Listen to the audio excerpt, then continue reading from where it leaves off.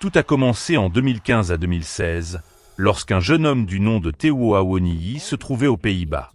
Il n'était pas encore célèbre.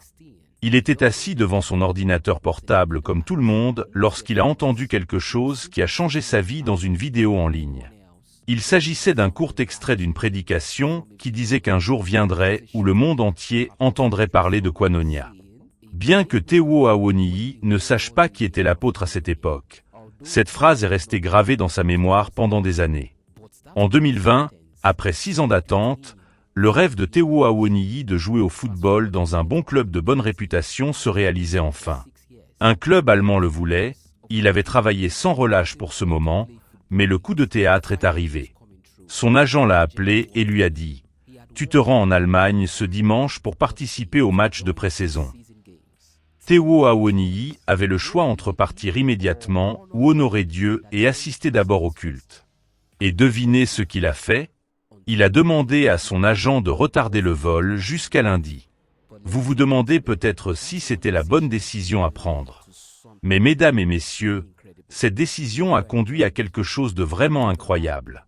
Théo Awoniyi s'est rendu à Abuja, la capitale du Nigeria, pour assister au service dominical de Koinonia organisé par l'apôtre Joshua Selman.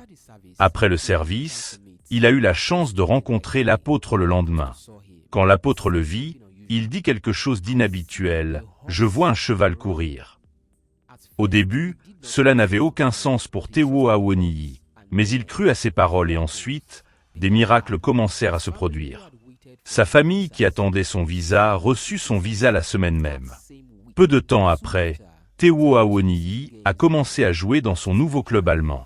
Soudain, son ancien club lui a proposé de revenir définitivement. Cependant, il ne se sentait pas très bien car le nouveau club en Allemagne lui avait donné l'opportunité qu'il attendait depuis 6 ans. Après avoir longuement réfléchi, Théo Awoniyi a pris sa décision. Il a dit à son ancien club « Je ne veux pas revenir, je préfère quitter le club et cette fois, je ne veux pas partir en prêt, vous devez me laisser partir définitivement. » À son grand soulagement, son ancien club a accepté et c'était tout. Dans ce nouveau club allemand, il joue au football comme jamais auparavant. Cette saison devient la meilleure de sa carrière. Il marque 15 buts, dont ceux qui permettent à son club de se qualifier pour la compétition européenne. En effet, comme l'apôtre l'a dit plus tôt, le cheval courait, mais attendez, cela ne s'est pas arrêté là. Après la fin de la saison, il est retourné au Nigeria pour un autre service avec l'apôtre Joshua Selman. Pendant le service, Théo Awoniyi a vu de nombreuses personnes témoigner. Son esprit lui parla et lui dit « Pourquoi n'es-tu pas là ?» Il comprit alors que c'était parce qu'il était timide et qu'il ne pouvait pas venir partager avec la congrégation comment le Seigneur avait utilisé l'apôtre pour l'aider. Il se promit donc qu'après la saison suivante, il reviendrait pour témoigner de la gloire de Dieu. Mais à son insu, il allait bientôt faire face à un très grand défi. Attendez de voir ce qui s'est passé. À son retour en Allemagne, son club l'a informé qu'un club anglais le recherchait. Théo Awoniyi a donc déménagé en Angleterre avec sa famille. Au début, c'était vraiment difficile. Il avait des difficultés avec le football et avait du mal à comprendre certaines choses. Mais sa femme a remarqué quelque chose et lui a dit « Tu ne pries plus comme avant ». Malheureusement, elle avait raison. Au fil du temps, Théo Awoniyi entendit à nouveau l'apôtre Selman dire quelque chose et le message le frappa profondément. L'apôtre dit « Un homme ordinaire sous l'influence de Dieu est revenu au modèle que vous avez gardé avec Dieu ».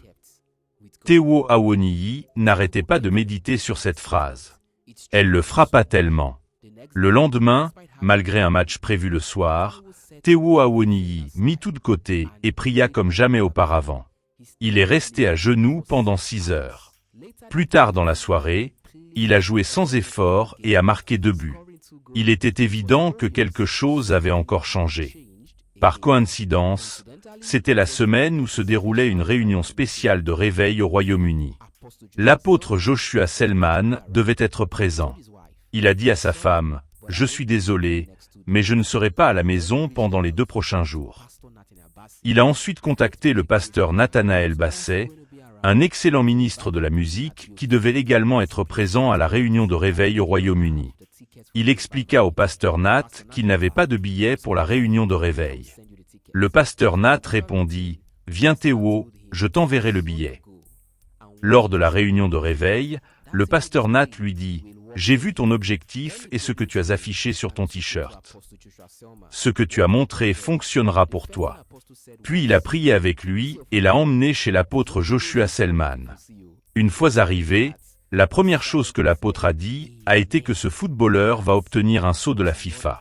Dans son cœur, Théo dit silencieusement « Amen ». Et ce fut un autre tournant.